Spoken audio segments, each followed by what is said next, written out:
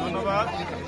আজকে আমরা এই বাজারের পাশে যে খিরাই এই যে নদীতে এই খালে আমরা এসেছি সুবল উচ্চ বিদ্যালয়ের পাশে। আপনারা জানেন যে এটি অত্যন্ত একটি গুরুত্বপূর্ণ খাল। এখান দিয়ে এই পানি প্রবাহিত হয়। এই এলাকার ময়লা টয়লা বিভিন্ন ধরনের পানি এই এলাকাতে প্রবাহিত হয়ে সেটা গোমতী নদী বা যে কোনো নদীতে গিয়ে পড়ে। কিন্তু গত 17 বছর উদ্দেশ্য প্রণোদিতভাবে এই খালটিকে ধ্বংস করে দেওয়া হয়েছে। এই বাজার সহ আশপাশের যত ময়লা নর্দমা সেগুলো এখানে ফেলে পরিবেশ নষ্ট করা হয়েছে।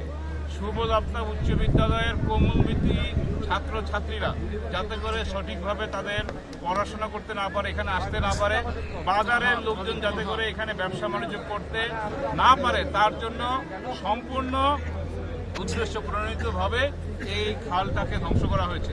আমরা পিছনে দেখছি একটা বিল্ডিং, যদি দেখতে পান এই বিল্ডিংটাও খাস জায়গায় একটি খালের উপরে অবৈধভাবে দখল করা হয়েছে।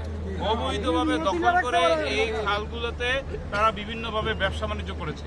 আমরা বলতে চাই যে আমাদের দলের ভারপ্রাপ্ত চেয়ারম্যান আগামী দিনের প্রধানমন্ত্রী জনাব তারেক রহমান 31 দফা রাষ্ট্র মেরামতের সংস্কার প্রস্তাব দিয়েছেন, যেখানে শহীদ জিয়াউর রহমানের যে খাল খনন কর্মসূচি সেটি আমরা এই 31 দফার মাধ্যমে আমরা আবারও এদেশের মানুষের কল্যাণে ফিরিয়ে আনতে চাই।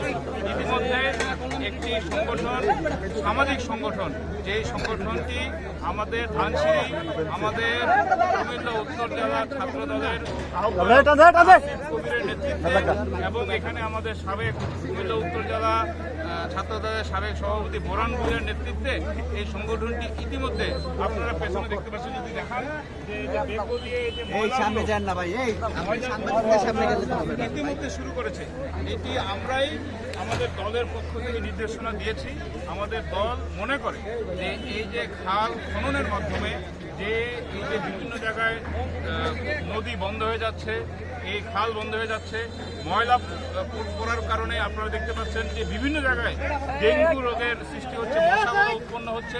অনেকে ডেঙ্গু রোগে আজকে অনেকেই শয্যাশায়ী, ইতিমধ্যে দাউদকান্দিতে মৃত্যুবরণ করার রেকর্ড রয়েছে।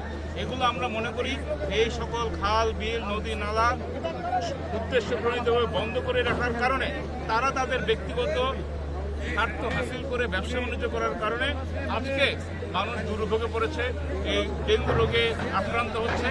তো আমরা দলের পক্ষ থেকে, যেহেতু আমাদের দলের নেতা